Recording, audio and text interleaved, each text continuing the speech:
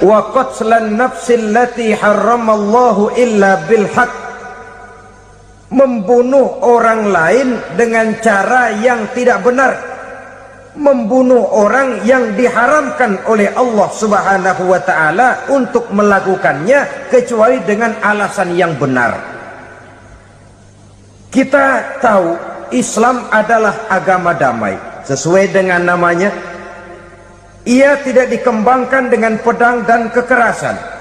Ia dikembangkan dengan keteladanan dan tuntunan moral. Oleh karena Islam bukan agama kekerasan, Islam pun tidak mementingkan dan mengajarkan kekerasan kecuali dengan alasan yang benar dan bisa dipertanggungjawabkan. Membunuh dengan sengaja, menghilangkan nyawa orang lain tanpa alasan yang bisa dibenarkan adalah merupakan dosa besar dan satu di antara 7 perkara yang bisa mendatangkan kerusakan dalam kehidupan dan yang hendaknya harus kita jauhi. Saudara-saudara kaum muslimin rahimakumullah, beberapa waktu yang lalu di sebuah kota kecil yang indah bernama New Auckland. Saudara tahu New Auckland? Tuh dari Gunung Kidul masih ngidul lagi. Pernah diadakan satu seminar yang membicarakan bagaimana menyelamatkan masyarakat manusia dari bahaya Perang Dunia Ketiga. Diperkirakan kalau terjadi Perang Dunia Ketiga, manusia tidak akan tersisa. Sebab apa? Pada waktu itu cadangan nuklir yang dimiliki oleh bersama Amerika dan Rusia konon sudah sanggup memusnahkan 6 miliar manusia pada saat jumlah manusia baru 5 miliar. Jadi kelebihan nuklir dunia ini. Kalau terjadi Perang Dunia Ketiga, sulit manusia untuk tersisa. Maka dibahaslah di dalam seminar itu, wah, supaya tidak terjadi Perang Dunia Ketiga, maka perlombaan membuat senjata-senjata canggih, alat-alat pembunuh modern harus segera dibatasi. Dibahas, tidak mungkin kita membatasi perlombaan membuat senjata. Kenapa? Makin maju ilmu dan teknologi, makin canggih senjata yang ditemukan. Atom sudah meningkat menjadi nuklir, nuklir sudah meningkat menjadi neutron, dan kita tahu bom yang bernama neutron ini bom yang cukup membunuh tanpa perlu merusak. Artinya kalau dia diledakkan di kota kita ini, bangunan utuh, jembatan tidak ambruk, rumah-rumah tetap berdiri, tapi semua yang bernama hidup mati. Itu katanya lebih sopan dari bom atom. Sebab kalau si atom ini sudah membunuh, merusak pula. Neutron cukup membunuh saja tanpa perlu merusak. Jadi majunya senjata-senjata teknologi sebagai akibat yang logis dari kemajuan ilmu pengetahuan ini tidak bisa kita batasi. Dan memang sebenarnya yang bahaya bukan senjatanya, tapi manusia yang mengendalikan senjata itu. Mereka kembali kepada prinsip the man behind the gun. Bukan senjatanya yang bahaya, tapi manusia yang mengendalikan senjata itu yang bahaya. Walaupun senjatanya modern, katakanlah model M16 umpamanya, kalau yang mengendalikannya orang beriman, insya Allah aman. Tapi biar megang cuma senapan angin, kalau yang megang orang brutal, ngeri kita deket-deket. Apalagi kalau memang bukan ahlinya menggunakan senjata, bisa ngeker kaki kena jidat.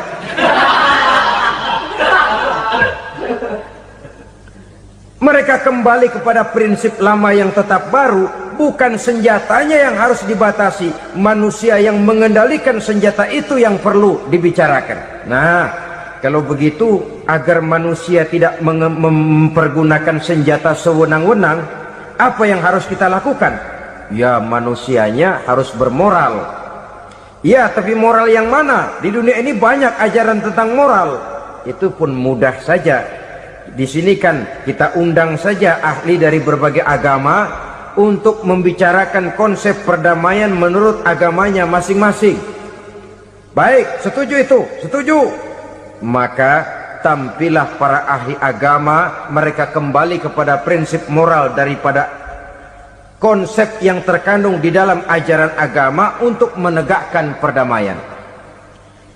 Mula-mula naiklah ahli dari agama Hindu, dibacakan konsep perdamaian menurut ajaran agama Hindu, bahwa untuk damai manusia harus meninggalkan nafsu keduniaannya, menempuh samsara dan sebagainya untuk mencapai nirwana, menjauhi kemegahan dan kemewahan dunia. Ini lalu dibahas, rasanya juga tidak mungkin ini.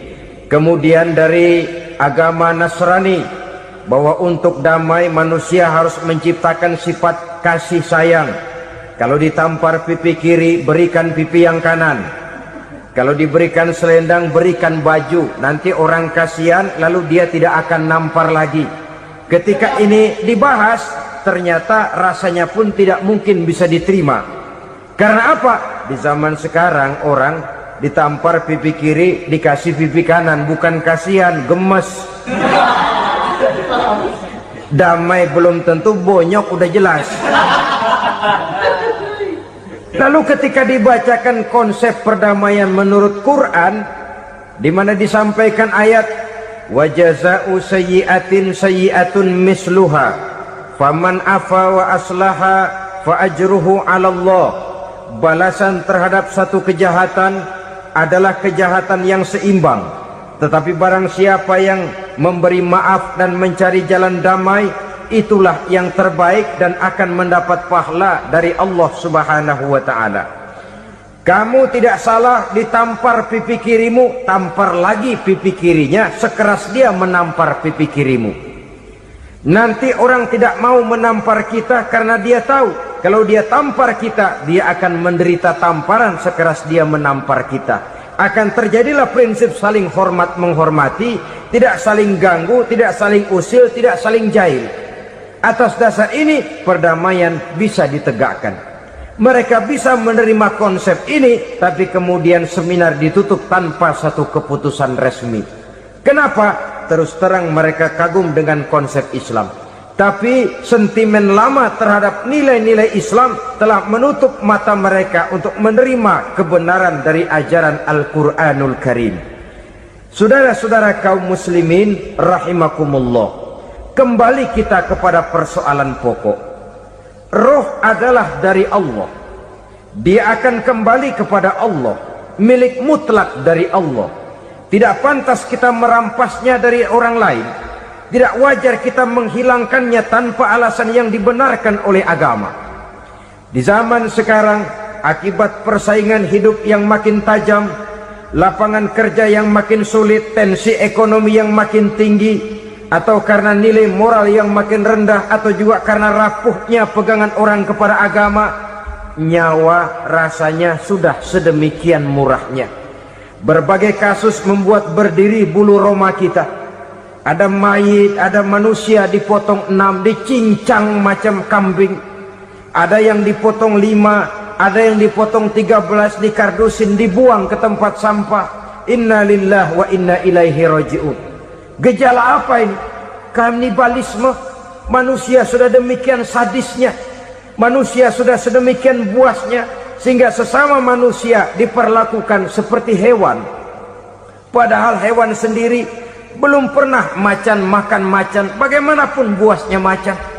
Belum pernah serigala memakan serigala, bagaimanapun brutalnya serigala. Tetapi manusia makan manusia di zaman sekarang kadang jadi kenyataan dalam kehidupan kita.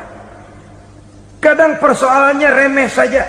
Soal uang 200 perak, pisau bicara, nyawa melayang.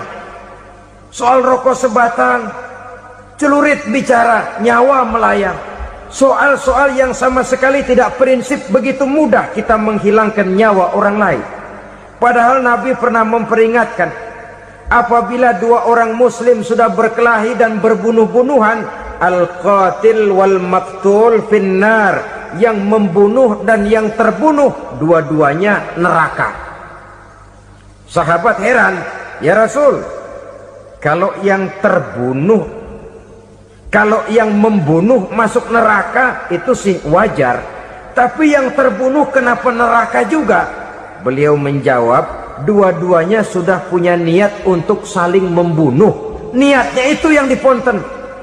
Yang terbunuh cuman lagi apes aja, keduluan dia. Umpama tidak terbunuh, pasti dia yang akan membunuh. Oleh karenanya al-qatil wal maktul, yang membunuh dan yang dibunuh finnar, dua-duanya masuk ke dalam neraka. Islam menghormati kehidupan, tidak hanya terbatas kepada sesama muslim, orang-orang yang berlainan agama pun yang mau hidup berukun, damai, berdampingan dengan umat Islam, jiwa mereka, darah mereka dilindungi oleh nilai-nilai Islam yang disebut dengan kafir zimmi ini. Mengganggu mereka sama saja dengan mengganggu aku, kata Nabi. Jadi oleh karena itu, sayangilah sesama.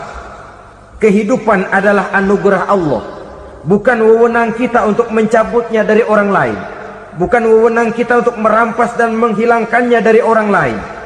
Apa yang tidak enak terjadi pada diri kita, begitu pula lah apabila terjadi pada diri orang lain. Sehingga Nabi mengatakan, la yu'minu ahadukum hatta yuhibba li akhihi ma yuhibbu li nafsihi. Belum dikatakan beriman seseorang kamu apabila dia belum mencintai saudaranya seperti ia mencintai dirinya sendiri. Apa yang enak dirasakan oleh orang lain, enak juga dirasakan oleh dia. Mengukur orang lain dengan diri sendiri. Kalau orang lain tanpa salah saya fitnah, kalau saya tanpa salah difitnah orang, enak apa enggak? Enggak, orang lain juga begitu. Kalau orang lain tanpa salah saya tempeleng kepalanya, enak apa tidak? Tidak. Orang lain juga begitu. Yang tidak enak terjadi pada diri kita, tentu tidak enak juga kalau terjadi pada orang lain. Mengukur orang lain dengan diri sendiri, sehingga tidak timbul sifat egois, tidak menari di atas bangkai orang lain, tidak mendirikan kebahagiaan di atas untayan air mata orang lain. Sehingga dengan demikian saudara-saudara, dia bisa menghormati kehidupan, menghormati orang lain sebagaimana dia ingin dihormati.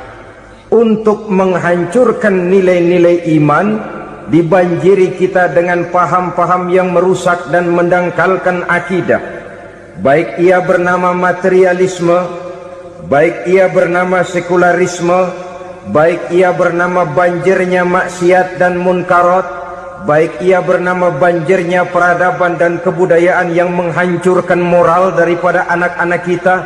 Sedikit demi sedikit melenturkan dan melunturkan nilai-nilai keimanan kita, untuk kemudian pada waktunya nilai iman itu akan bertukar dan berganti menjadi nilai syirik kepada Allah Subhanahu wa ta'ala.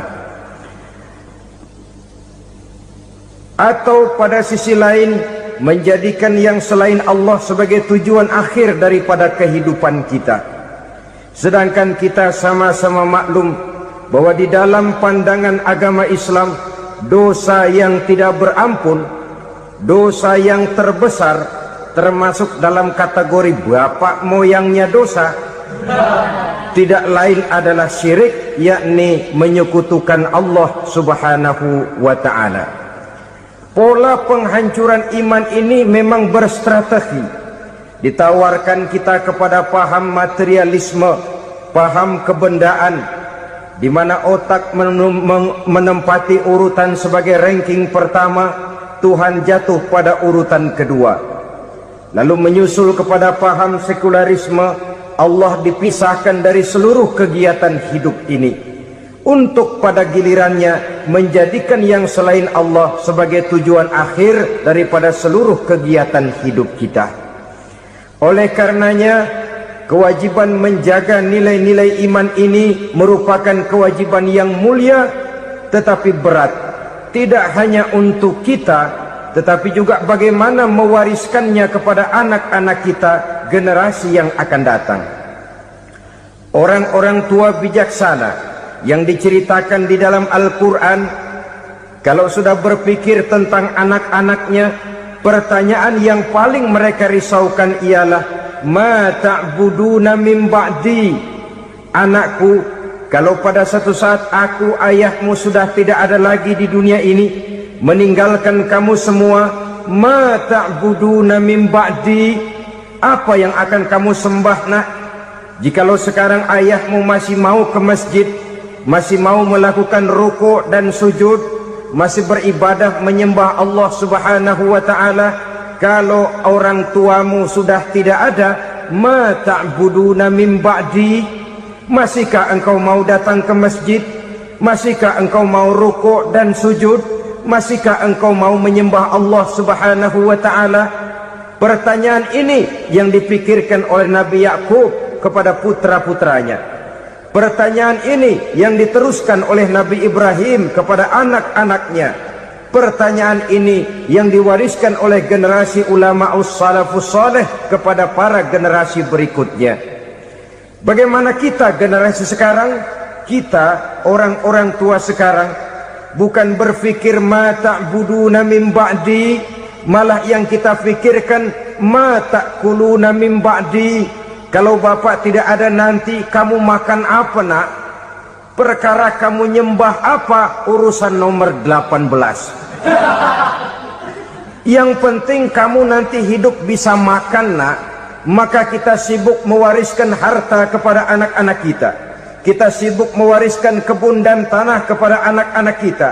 Kita sibuk mewariskan pabrik kepada anak-anak kita, sementara kita lupa mewariskan intan yang paling mahal, mewariskan mutiara yang paling berharga, yaitu nilai iman kepada Allah Subhanahu wa ta'ala. Alangkah baiknya apabila warisan harta, warisan tanah dan kebun, warisan rumah dan pabrik didasari lebih dahulu dengan mewariskan nilai iman kepada Allah Subhanahu wa ta'ala. Sebagai orang-orang tua, kita boleh bersedih kalau anak kita tidak mengerti komputer. Kita boleh bersedih kalau anak kita tidak mengerti matematika. Kita boleh bersedih kalau anak kita tidak mengerti bahasa Inggris. Tapi sewajarnya lebih bersedihlah kita orang tua jikalau mempunyai anak yang tidak kenal Allah sebagai Tuhannya, yang kemudian tidak mau rukuk dan sujud kepada Allah Tuhannya. Itulah kemalangan yang paling malang bila kita meninggalkan generasi yang tidak bertauhid kepada Allah Subhanahu wa ta'ala. Betapapun anak kita tidak ngerti komputer, saudara, paling-paling kerugiannya cuma kerugian dunia. Masuk dia ke alam barzakh, munkar nakir tidak akan sempat tanya kau belajar komputer apa tidak. Kumpul dia di padang mahsyar, malaikat juga tidak akan tanya matematikamu nilainya berapa. Yang ditanya, kau kenal Allah, kau rukuk dan sujud kepadanya, kau pernah datang ke masjid. Oleh karena itu sekali lagi, menjaga nilai iman tidak hanya untuk kita, tetapi juga mewariskannya kepada anak-anak kita, generasi yang akan datang. Sungguh kemalangan yang paling besar apabila kita meninggalkan anak-anak kita.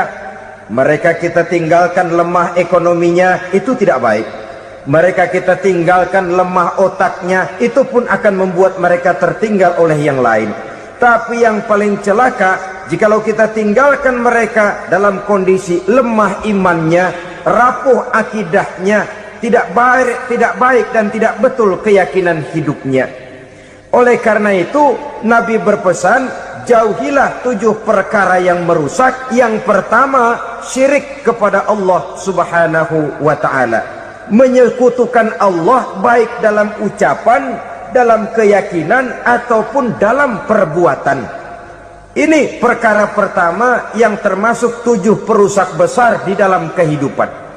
Kalau sudah jatuh kita ke lembah syirik, bagaimanapun banyak kebaikan yang kita kerjakan, berjiwa sosial, bertangan pemurah, gemar menolong orang lain, kalau memang dasarnya syirik, maka seluruh kebaikan kita akan hancur, tidak akan ada nilainya dalam pandangan Allah Subhanahu wa taala. Dalam pandangan manusia mungkin kita dicatat sebagai orang sosial, gemar menolong orang lain, tidak berpangku tangan melihat orang yang mendapat kesulitan, tapi oleh karena dasarnya syirik, dasarnya tidak mentauhidkan Allah, maka seluruh nilai kebaikan yang kita kerjakan tidak akan ada nilainya dalam pandangan Allah Subhanahu wa taala. Maka jagalah iman kita jangan sampai dihinggapi penyakit syirik yang bagaimana kecilnya sekalipun. Sekali lagi, baik syirik dalam bentuk ucapan, syirik dalam bentuk keyakinan, sampai kepada syirik dalam bentuk perbuatan, kita berhindar kepada sifat-sifat yang sedemikian itu. Karena apa? Dalam satu ayat Quran Allah Subhanahu wa taala menjelaskan, innallaha la yaghfiru ayyushraka bih wa yaghfiru ma duna dzalika liman yasha. Allah tidak akan memberi ampun kepada orang-orang yang menyekutukannya, tapi Allah masih mau memberikan ampun kepada dosa-dosa yang selain itu bagi orang-orang yang dikehendakinya. Dosa selain syirik, apabila kita bertaubat, Allah masih mau mengampuni. Tapi kalau sudah jatuh ke tempat syirik, itu sudah dosa yang tidak berampun. Taubatnya tidak lain melepas syirik, kembali kepada tauhid, berkeyakinan bahwa hanya ada Allah Subhanahu wa taala, Tuhan satu-satunya yang lam yalid walam yulad walam yakul lahu kufuwan ahad. Tidak beranak, tidak pula diperanakkan, dan tidak satupun yang dapat menyerupai Tuhan Allah Subhanahu wa ta'ala. Saudara-saudara kaum muslimin rahimakumullah, bahwa kita di zaman sekarang memang tidak menyembah berhala, ya. Bahwa kita tidak berterang-terangan mengatakan Tuhan lebih dari satu, memang. Bahwa kita tidak berkeyakinan Tuhan itu punya anak atau diperanakkan, tentu. Tapi dalam perbuatan dan i'tiqad kita kadang-kadang jatuh tanpa kita sadari ke tempat yang bernama syirik ini. Oleh karenanya, di zaman di mana teknologi makin canggih, di mana kemajuan pembangunan makin menjangkau berbagai aspek kehidupan, diperlukan keseimbangan antara kemajuan fisik material dengan kemajuan mental spiritual. Apabila tidak ada keseimbangan yang terwujud, tentulah kepincangan yang diawali dengan pincangnya cara kita berpikir, sehingga pada akhirnya akan mengarah kepada pincangnya cara kita berbuat dan bertindak di dalam kehidupan kita. Oleh karena itu Nabi berpesan, jauhilah sifat syirik, karena syirik merupakan dosa yang teramat besar. Ini sifat merusak yang pertama. Yang kedua, kata Nabi, wasihra, jauhilah sihir. Sihir ini juga termasuk perkara yang merusak kehidupan.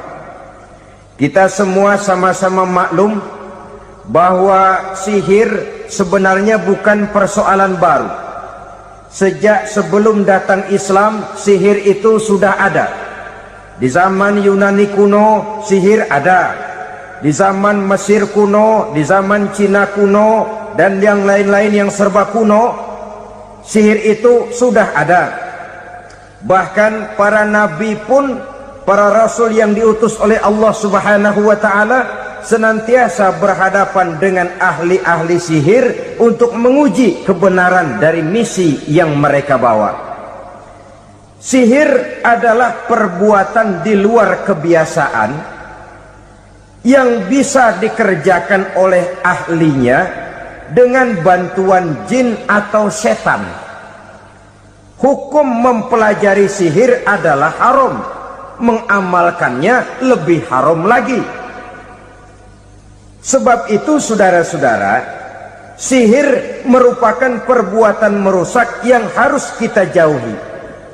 Ciri-ciri daripada perbuatan sihir, pertama, ia mengandung tipuan, bayangan khayal. Di zaman Nabi Musa misalnya, orang melihat tambang-tambang itu seperti ular, Nabi Musa melayangkan tongkatnya menjadi ular-ular besar yang memakan ular-ular kecil ciptaan tukang-tukang sihir Fir'aun tadi. Lalu sihir bisa terjadi dengan bantuan jin kafir atau setan. Kemudian ciri yang ketiga, sifatnya halus dan tersembunyi. Taruh kata ada seorang ahli sihir yang mempergunakan ayat-ayat Quran sebagai jompa-jampe, sebagai baca-bacaan, itu cuma sekedar kedok. Tujuannya tidak lain menjadikan agama sebagai ketok untuk membenarkan cara yang dimurkai oleh Allah Subhanahu wa ta'ala. Satu hadis yang diriwayatkan oleh Imam Bazar dan Tabrani, Nabi berpesan, "Laisa minna man tatayyara lahu au takahhana au tukuhhina lahu au sahira lahu." Tidak termasuk ke dalam golonganku, kata Nabi. Tidak termasuk umatku. Siapa mereka? Man tatayyara lahu, orang yang bertatoyur. Apa tatoyur itu? Dari kalimat toyaro, artinya terbang. Toir biasa diartikan dengan burung. Tatoyaro percaya kepada suara-suara burung. Man tatayyara lahu, mempercayai, meyakini dengan benar-benar kepada suara beburungan. Kan suka ada itu, nah bunyi burung tuh, maling liwat. Maling liwat. Burung bunyi, maling liwat. Itu termasuk tatayyara lahu, percaya kepada suara burung. Kan aneh kalau suara orang nggak dipercaya, suara burung malah dipercaya. Ada ustadz ceramah, kiai ngaji, nggak mau didengerin, burung dengerin bener. Nah, suaranya dari sebelah mana? Belah kulon. Nah, itu tandanya ano. Habis dihitung-hitung. Itu termasuk tatayyara lahu. Au takahana, atau bertenung, au tukuhina, atau minta ditenungkan, au sahirolahu, atau melakukan perbuatan sihir atau minta disihirkan. Laisa minna, tidak termasuk ke dalam golonganku, kata Nabi. Sehingga dengan demikian saudara-saudara, menghadapi sihir dengan sihir sekalipun termasuk perbuatan yang tidak diajarkan oleh agama. Kita kan mempelajari sihir untuk jaga diri, tidak apa-apa. Yang dilarang mengamalkannya, dilarang juga mempelajarinya. Sebab orang kalau sudah mengetahui, biasanya lalu terangsang untuk mencoba. Kalau percobaannya berhasil, biasanya terangsang untuk coba lagi dan coba lagi. Pada akhirnya ketagihan, lalu beralih menjadi profesi, apalagi itu nanti bisa mendatangkan hasil uang. Saudara-saudara kaum muslimin rahimakumullah, kita manusia makhluk nyata, kita hidup di alam nyata, terikat oleh sunnatullah, causality. Oleh karenanya bagi kita keyakinan yang penuh, keikhlasan di dalam bertuhankan Allah, penyerahan diri sepenuhnya hanya kepadanya, itu sudah merupakan obat penangkal yang sangat ampuh agar kita tidak terkena penyakit-penyakit yang dibuat oleh setan dan para pembantunya. Sehingga beberapa ayat Quran mengajarkan, misalnya a'udzu bikalimatillahi tammati min syarri ma khalaq, atau bismillazi la yadurru ma'asmihi syai'un fil ardi wala fis sama, dengan menyebut nama Allah yang tidak bisa mendatangkan bahaya sedikit pun, dari baik yang datang dari langit maupun yang datang dari bumi. Jiwa yang kosong dari keyakinan yang penuh kepada Allah, jiwa yang penuh was-was dan ragu-ragu, itu yang mudah terserang oleh penyakit-penyakit yang dikerjakan oleh para tukang-tukang sihir, yaitu oleh setan dan seluruh para pembantunya. Kemudian hadis kedua yang diriwayatkan oleh Imam Ibnu Hibban, Nabi bersabda, la yadkhulul jannata mudminu khamrin wala mu'minu bisihrin wala qati'u rahmin. Tidak masuk surga. Ini Nabi yang bilang, tidak masuk surga. Siapa itu? Pertama, mudminu khamrin, orang yang berkekalan dalam mabuk. Selalu mudminun itu sudah menjadi perbuatan rutinnya, tidak kapok-kapoknya, teler seumur hidup. Mudminu khamrin, tidak masuk surga orang yang selalu bermabuk-mabukan.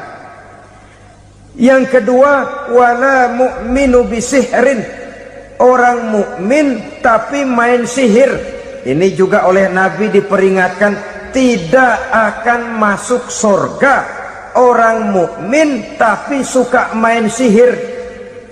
Wala qati'u rahmin, dan tidak juga orang yang memutuskan silaturahmi.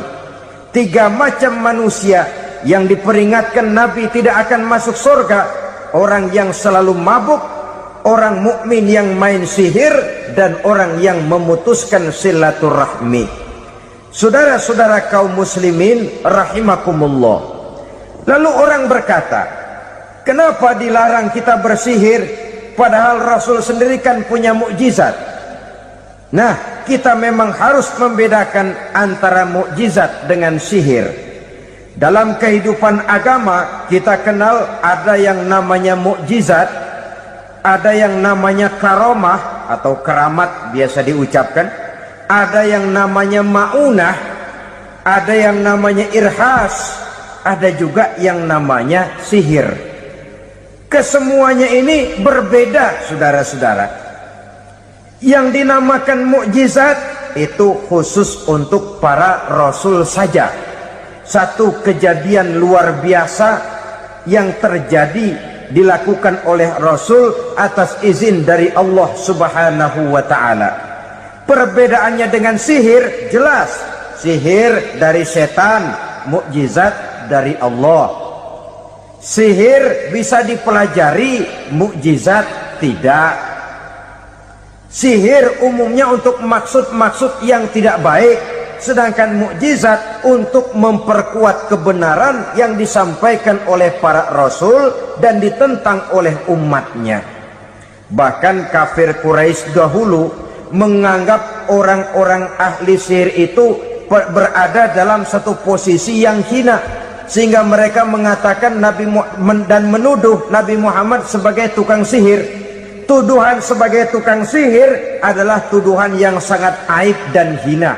Di tengah masyarakat kufar jahiliyah, kedudukan tukang sihir dipandang sebagai kedudukan yang hina, sehingga mereka mengejek Nabi dengan sebutan tukang sihir.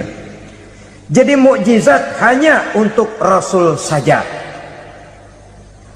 Kemudian karomah. Karomah ini asal kata dari karomah, kehormatan, kemuliaan yang diberikan Allah kepada hamba-hambanya yang rajin mendekatkan diri kepadanya. Oleh karena ketekunannya melaksanakan ibadah, Allah memberikan keistimewaan kepada orang itu, yang dengan keistimewaannya dia bisa mengerjakan yang tidak bisa dikerjakan oleh orang lain. Karomah hanya bisa dicapai dengan prestasi ibadah. Kalau sihir, mau ibadah apa enggak, asal dia belajar, bersatu dan berteman dengan setan, memenuhi persyaratan-persyaratan setan, biasanya lalu bisa. Sedangkan karomah tidak mungkin terwujud tanpa orang mendekatkan diri sedekat-dekatnya kepada Allah Subhanahu wa ta'ala. Maka kita lihat biasanya orang-orang yang punya ilmu sihir, mukanya rata-rata nggak enak dilihat. Kumuh, jauh dari air wudhu, jauh dari sujud kepada Allah, malah berteman dengan setan, menjadi pelayan-pelayannya setan. Saudara-saudara, adapun maunah keistimewaan yang diberikan Allah kepada hamba-hambanya yang belum sampai kepada tingkat wali, tapi orang itu lebih banyak kebaikannya daripada kesalahannya. Umpamanya saudara jalan bertiga di pinggir jalan, saudara ada pada posisi di tengah, lalu bertiga ini ketabrak mobil. Menurut perhitungan saudara mati lebih dahulu, tapi terjadi hal yang aneh, dua teman saudara mati, saudara malah cuma luka dan lecet sedikit saja. Apa itu? Kalau kita lebih banyak kebaikannya daripada kesalahannya, itu yang dinamakan ma'unah, pertolongan yang diberikan Allah kepada hamba-hambanya yang lebih banyak kebaikannya daripada kesalahannya. Sedangkan yang dinamakan irhas, kejadian luar biasa pada diri seseorang pada waktu dia masih kecil, yang menunjukkan tanda-tanda keistimewaannya. Itu umumnya pada para nabi pada usia kecilnya sudah ada irhas, tanda-tanda istimewa. Jelas baik mukjizat, karomah, maunah maupun irhas berbeda dengan sihir. Sihir ini jelas saja merupakan bantuan dan persekutuan antara manusia dengan setan. Padahal setan, kata Allah dalam Al-Quran, innahu lakum aduwwum mubin, sesungguhnya setan bagi kamu adalah musuh yang sangat jelas. Saudara-saudara kaum muslimin rahimakumullah, di zaman sekarang dalam menghadapi beban kehidupan yang makin pelik, menghadapi stres yang tidak kunjung selesai, menghadapi persoalan-persoalan yang teramat berat, orang sering mencari jalan keluar kepada hal-hal yang menurut pendapatnya bisa meringankan beban moralnya itu. Pergilah dia mencari sesuatu yang dapat meringankan bebannya. Dan tidak jarang yang jatuh ke pangkuan tukang-tukang tenung, ke pangkuan tukang-tukang sihir, yang mereka itu oleh Quran dijelaskan kadzabal munajjimun walau sodaku. Tukang-tukang tenung, tukang-tukang sihir, mereka itu bohong walaupun benar. Maksudnya bohong walaupun benar, artinya kalau yang mereka kerjakan benar, itu sih kebenaran. Benar dengan kebenaran itu lain. Kebenaran, kebetulan bisa, tapi tidak untuk selalu. Apalagi kalau itu sudah membahayakan kehidupan orang lain. Jadi oleh karena itu Nabi berpesan, jauhilah daripada sihir. Kalau sudah jauhilah dari sihir, artinya ya jauhilah daripada mempelajarinya, jauhilah daripada bergaul dengan orang-orang yang ahli di bidang itu, karena dari pergaulan segalanya bisa menular. Baiklah saudara, ini yang kedua. Yang ketiga pesan Nabi, wa qatlan nafsil lati harramallahu illa bil haq, membunuh orang lain dengan cara yang tidak benar, membunuh orang yang diharamkan oleh Allah Subhanahu wa taala untuk melakukannya kecuali dengan alasan yang benar.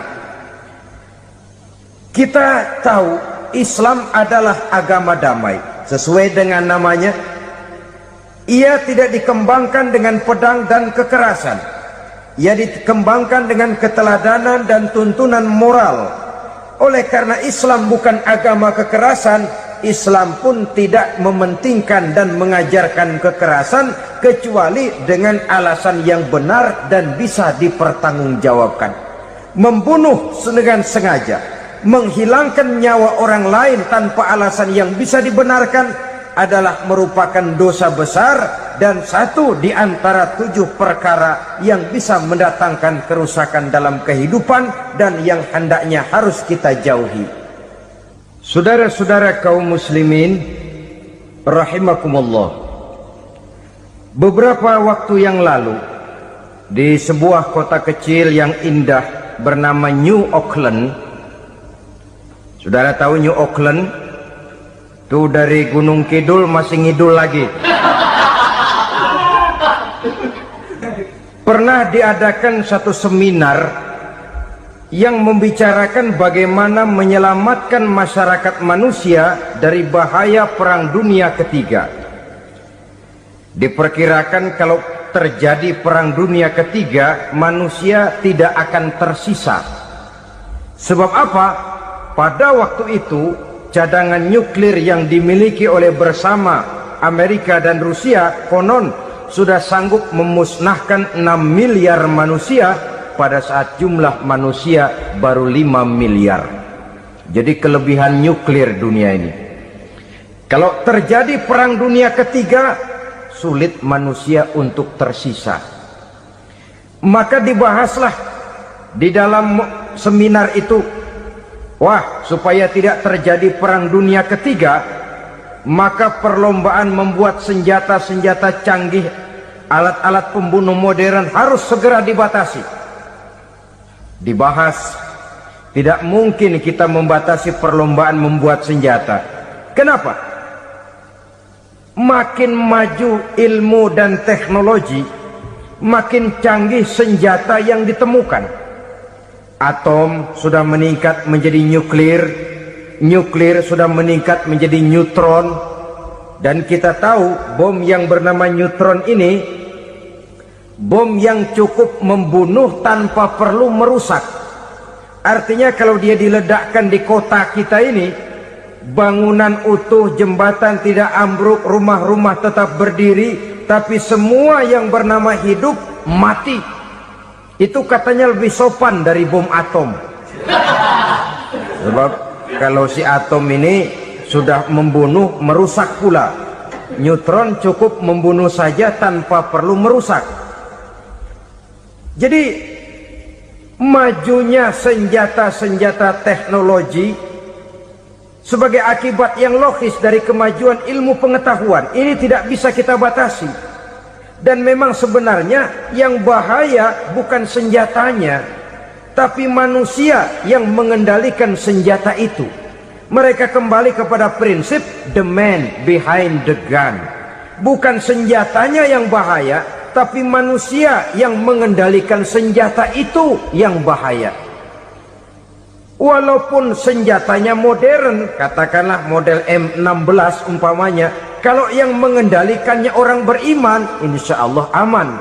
Tapi biar megang cuma senapan angin, kalau yang megang orang brutal, ngeri kita deket-deket. Apalagi kalau memang bukan ahlinya menggunakan senjata, bisa ngeker kaki kena jidat.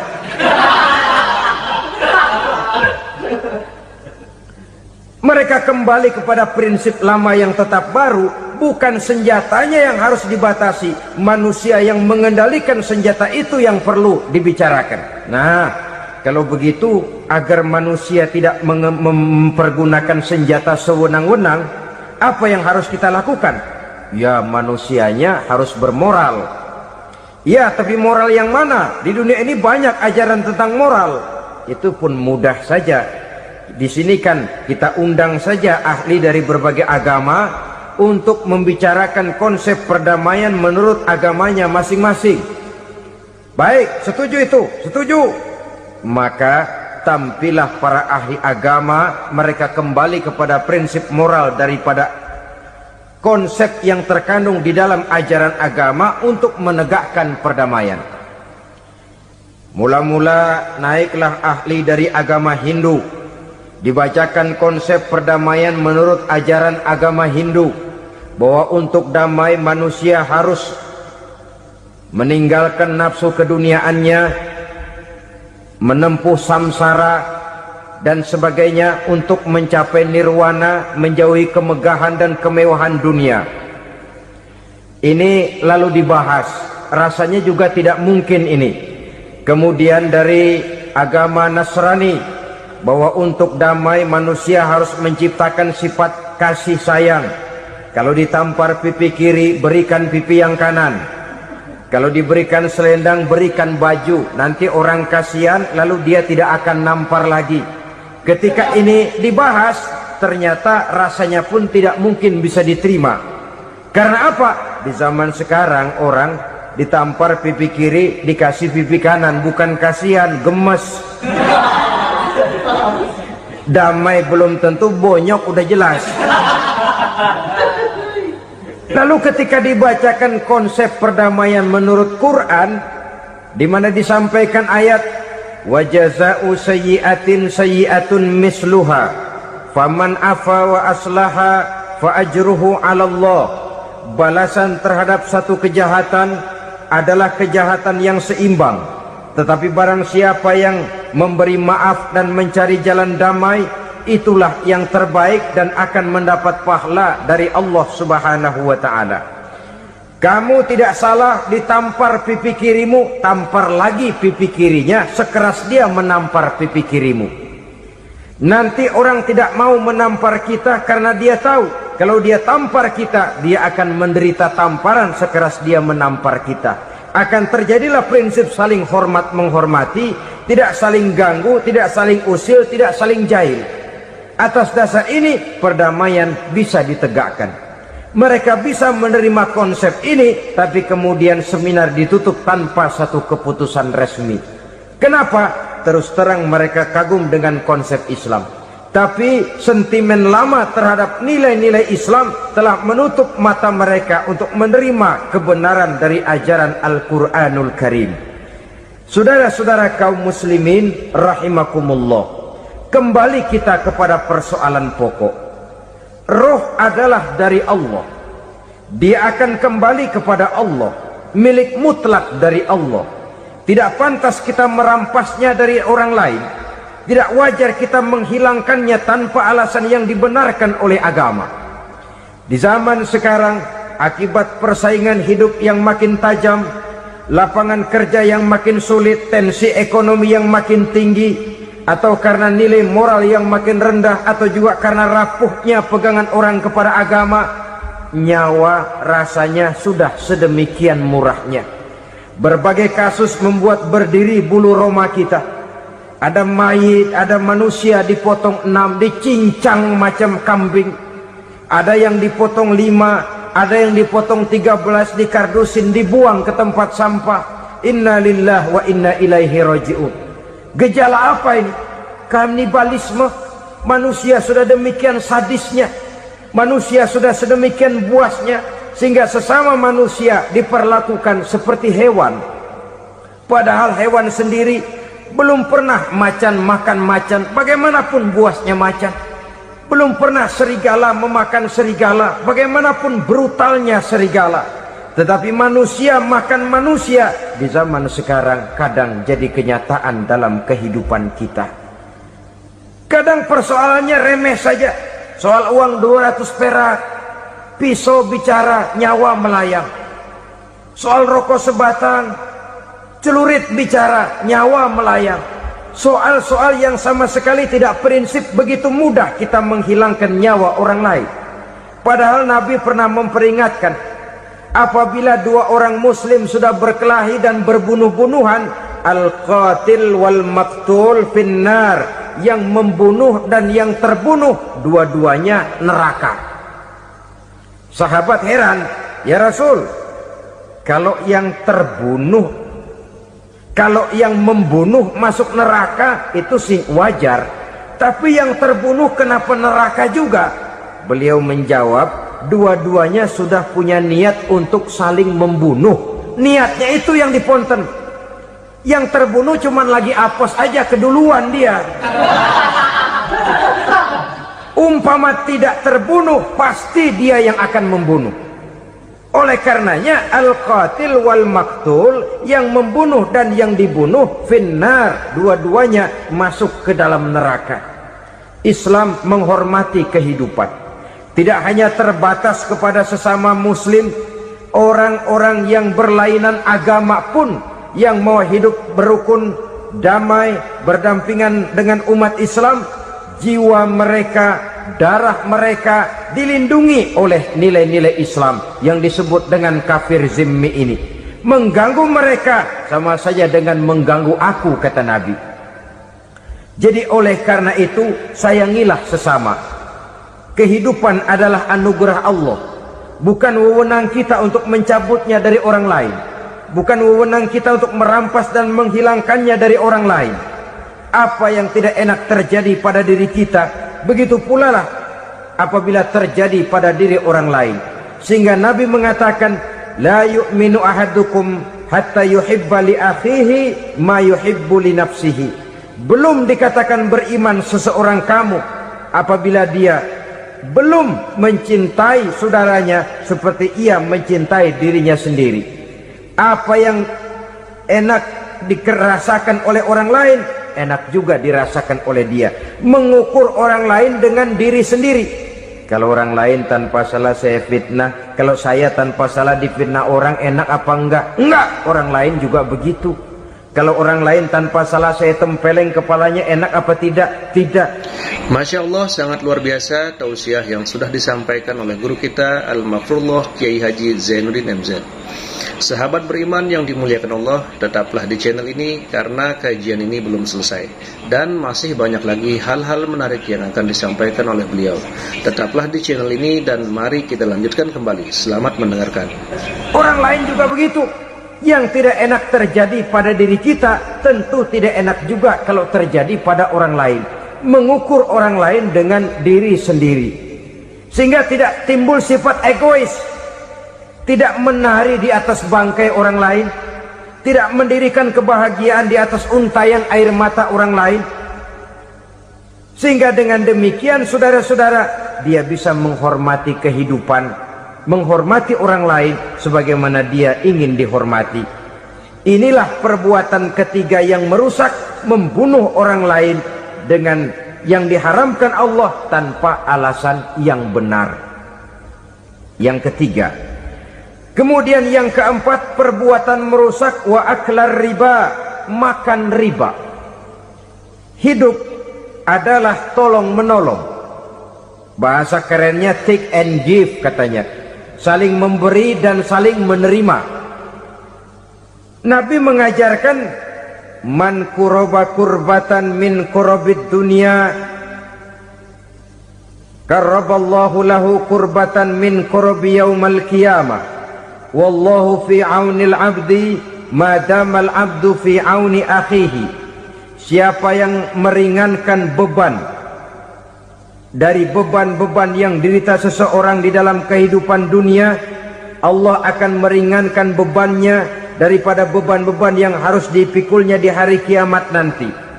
Wallahu fi aunil abdi madamal abdu fi auni akhihi. Allah senantiasa akan menolong seorang hamba selama hamba itu masih mau menolong saudaranya. Allah selalu akan menolong seorang hamba selama hamba itu masih mau menolong saudaranya. Apabila kita sudah berpangku tangan terhadap kesulitan orang lain, biasanya pun pada saat kita mendapat kesulitan, kita akan sulit juga memperoleh pertolongan. Nah, riba alias renten, kedoknya adalah menolong orang, tapi sama juga bulu buntutnya dilepas, palanya dicekek. Menolong orang pada akhirnya menjadi beban bagi seseorang. Dan memang mencari orang-orang yang berada dalam posisi kesulitan, biasanya di daerah-daerah di mana musim paceklik, jadi lapangan kerja sulit, sedangkan urusan perut tidak bisa ditunda. Akhirnya orang terjebak ke dalam rentenir, ke dalam riba, ke dalam renten. Bunga berbunga, sehingga satu saat jumlah bunganya bisa lebih besar dari jumlah pinjaman pokoknya. Kemudian kalau juga ternyata tidak bisa dibayar, rumah jadi taruhan. Memang rumah satu-satunya, begitu rumah ditarik mulain camping. Bukankah pada akhirnya akan mewariskan kesengsaraan? Oleh karena itu, kepada kita berusahalah jangan berhubungan dengan rentenir, jangan makan renten dan riba. Kepada mereka yang melaksanakan riba, walaupun mendatangkan keuntungan materi, tapi percayalah harta yang didapat dengan jalan riba tidak akan membawa keberkahan. Manakala tidak membawa keberkahan, dia tidak akan mendatangkan ketenangan di dalam kehidupan kita. Oleh karenanya memakan harta riba termasuk perbuatan yang merusak sendi-sendi kehidupan sosial, merusak kehidupan orang lain, merusak kehidupan masyarakat, tetangga, pergaulan dan sebagainya. Yang kelima, wa akla malil yatim, memakan harta anak yatim dengan cara yang zalim. Nih, memang lezat. Anak yatim itu nggak tahu urusan apa-apa. Kita diamanahkan untuk mengurusinya. Kadang-kadang dibentuklah panitia penyantunan yatim piatu. Yatimnya mah tetap kelaparan, panitianya yang pada gendut.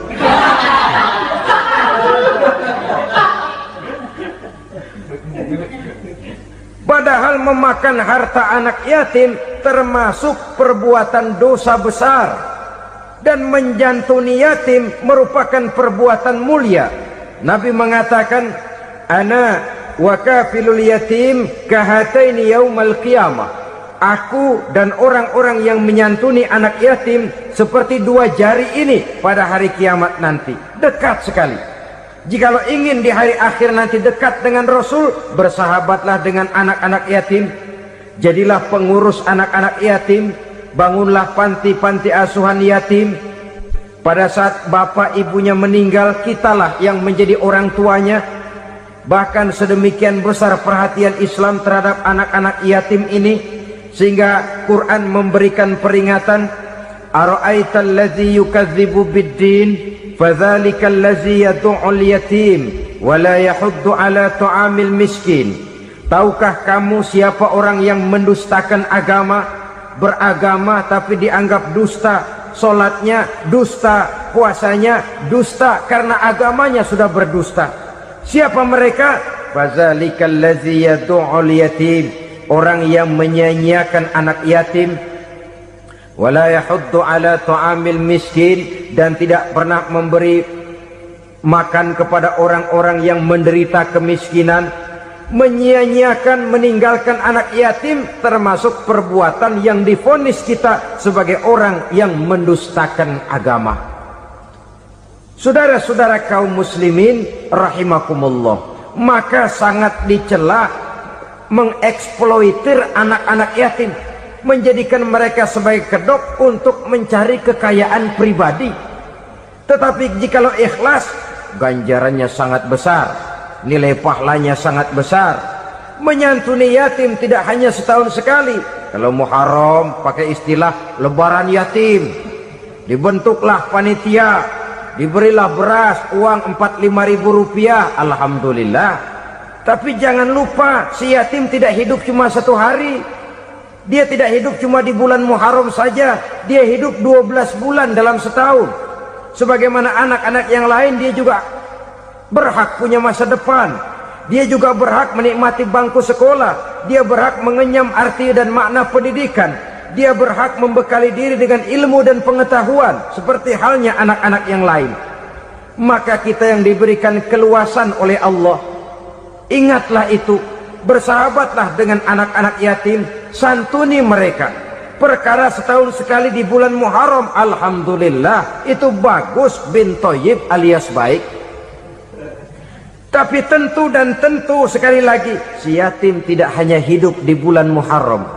Dia hidup 12 bulan dalam setahun, 24 jam di dalam sehari. Oleh karenanya, menyia-nyiakan mereka pada saat posisi kita memang mampu, akan memojokkan kita dalam satu posisi di mana kita dianggap sebagai orang yang mendustakan agama.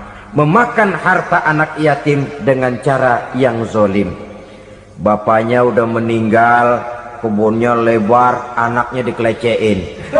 Nah, dah kamu gak usah pusing, nanti saya yang ngurus.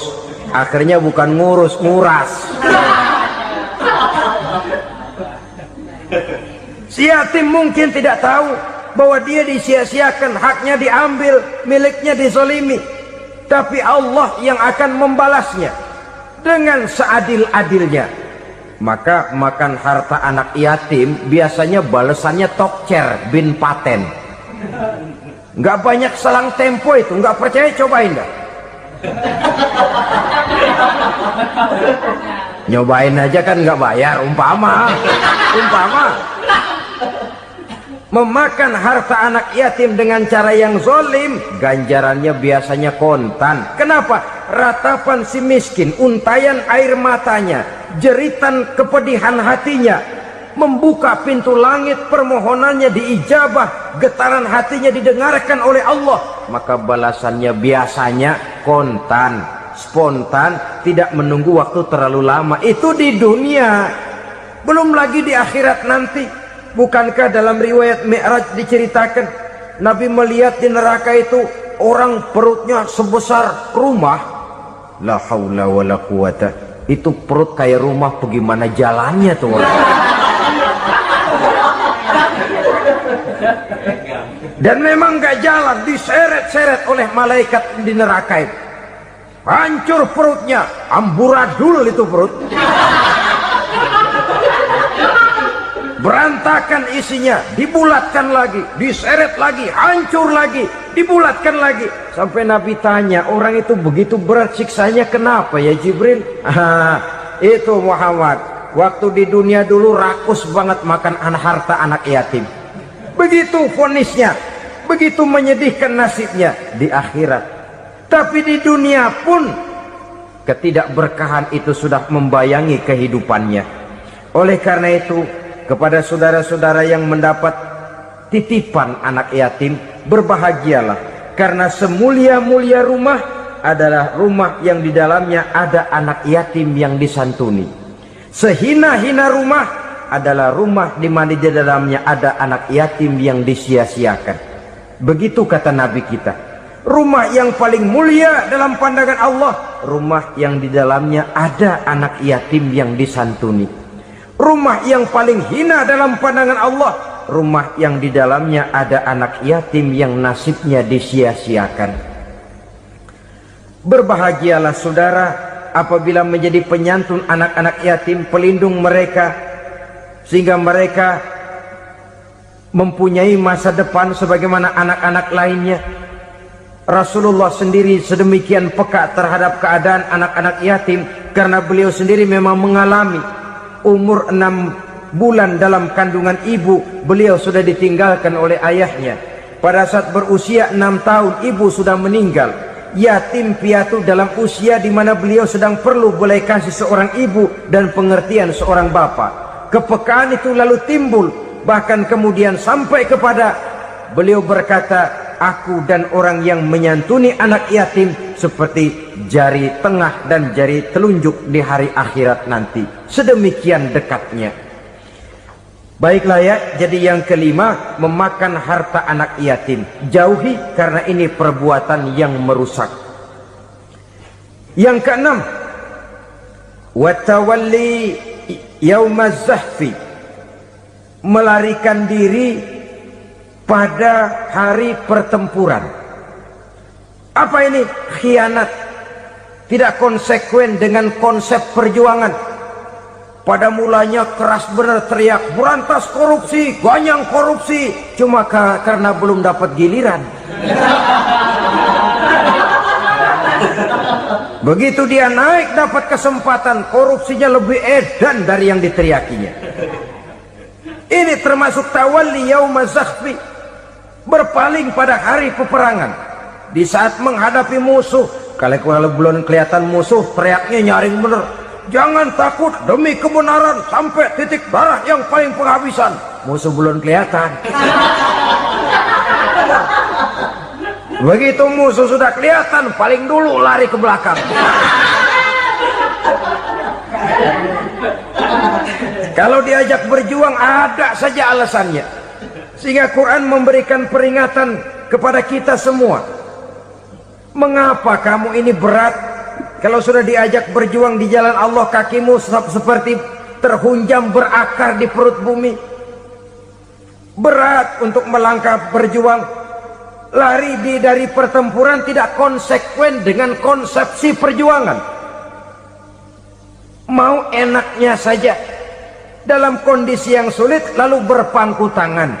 Ini termasuk ciri munafik yang di dalam Al-Quran disindir dengan bahasa kullama adha'a lahum masyaw fi wa iza azlama alaihim qamu.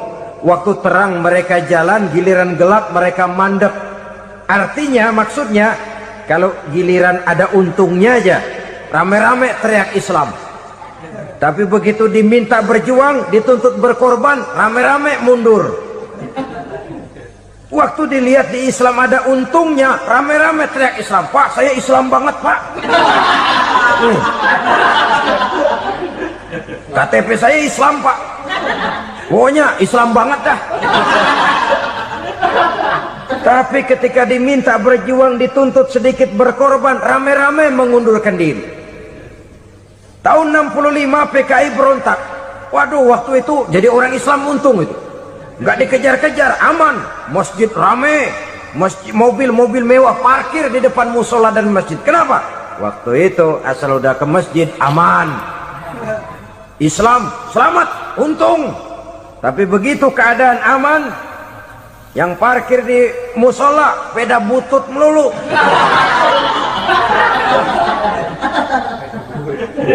Waktu terang mereka jalan, waktu gelap mereka berhenti.